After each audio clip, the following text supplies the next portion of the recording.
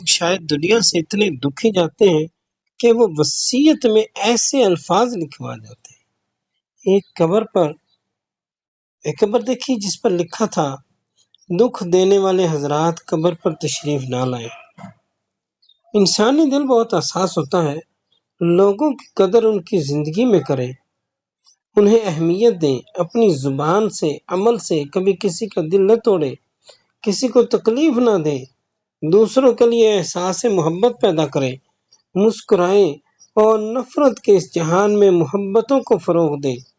لیکن افسوس ہے کہ ہم لوگ مردہ پرست ہیں، جیتے جی کسی کی قدر نہیں کرتے، اس کے آنسوؤں کی پرواہ نہیں کرتے اور مرنے کے بعد اس کے لیے روتے ہیں۔